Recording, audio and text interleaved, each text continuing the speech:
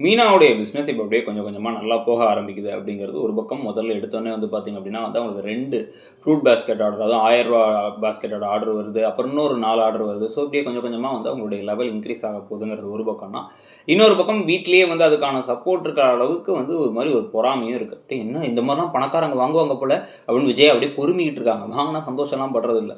So இதுக்கிடையில தான் வந்து பார்த்தீங்கன்னா, ரவியுமே வந்து அவரும் வந்து ஒரு பாஸ்கெட்டுக்கு வந்து காசு குடுத்து அத வாங்கி நான் வந்து முதல்ல குடுத்ததா இருக்கட்டும் காசுன்னுலாம் சொல்லிக்கிட்டு இருக்காரு.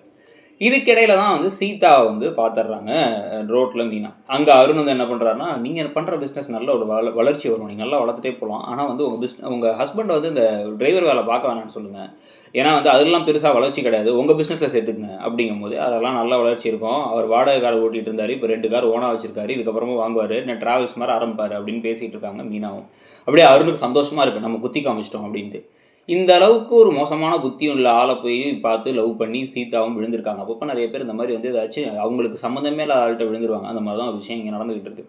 இதுக்கிடையில தான் இப்ப வீட்ல வந்து பார்த்தீங்க அப்டின்னா வந்து, இப்ப திருப்பி ஒரு உண்டியல் வாங்கிட்டு வராங்க. பழைய உண்டியல் வந்து ஏதோ ஒழுங்கா வேலை செய்யலன்ட்டு புது உண்டியலாம். எதுக்கும்மா உண்டியல்ல காசு போட்டுட்டு இருக்கீங்க? யாரும்மா எந்த காலத்துலம்மா உண்டியல்ல காச போட்டுட்டு இருக்கா? ஒரு அக்கவுண்ட்ட தனியா ஆரம்பிச்சு, அந்த அக்கவுண்ட்ல பணத்த ஒழுங்கா வச்சுக்க வேண்டியது தானே பத்திரமா. இல்ல நான் வீட்லயே தான் பத்திரமா வச்சுப்பேன் அப்டின்னா வந்து, இந்த வீட்ல தான் திருட்டு பசங்க நகையே தூக்கிட்டு போய் மாத்தி வைக்கிறாய்ங்க. இந்த வீட்ல நீங்க போய் அதுவும் உங்களுக்கு ஒரு ரூம் கூட கிடையாது. ஒரு லாக்கர்ல போட்டு வச்சிரலாம் அப்டிங்கிற அளவுக்கு கூட உங்களுக்கு நெலம கிடையாது.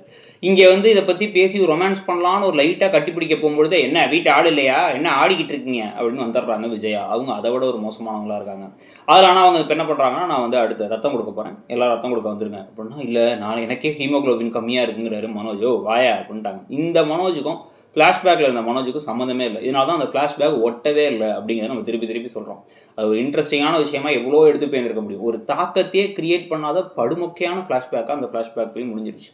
ஸோ இப்போ வந்து பார்த்தீங்க அப்படின்னா வந்து, இப்போ அடுத்த கட்டமா இவங்க எல்லாரும் சேர்ந்து கிளம்பி, இப்ப அந்த பார்வதியோட வீட்டுக்கு போறாங்க. அங்க போய் பார்த்தா வந்து அப்படியே பயங்கரமா இவங்களே முதல்ல ரத்தம் குடுக்குறாங்க விஜயா. அதுக்கப்புறம் மனோஜ குடுக்க வைக்கிறாங்க.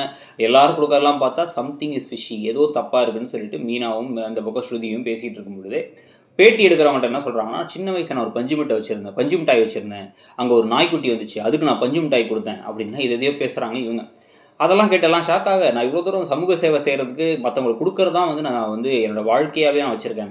அத தான் வந்து எங்க ஹஸ்பண்ட் வந்து ரொம்ப சப்போர்ட் பண்றாரு. அப்படி இப்படிலாம் பேசும்பொழுது உங்களுக்கு ஒரே குழப்பமா இருக்கு. கடைசியா இவங்க பண்றது எல்லாமே வந்து திருட்டுத்தனம் அப்படிங்கிறது தெரிய வரும்பொழுது, அத வந்து கெடுத்து விட போறாங்க முத்துவும், மீனாவும். இத வச்சு தான் அடுத்து ஒரு 2 நாள் ஓடப்போதுங்கிறத பத்தி நீங்க என்ன நினைக்கிறீங்கங்கிறத சொல்லுங்க. அப்படியே இந்த சீரியல்ல நீங்க என்ன எதிர்பார்க்குறீங்க? இப்ப போறது எப்படி இருக்குங்கிறதையும் சொல்லுங்க. Thank you.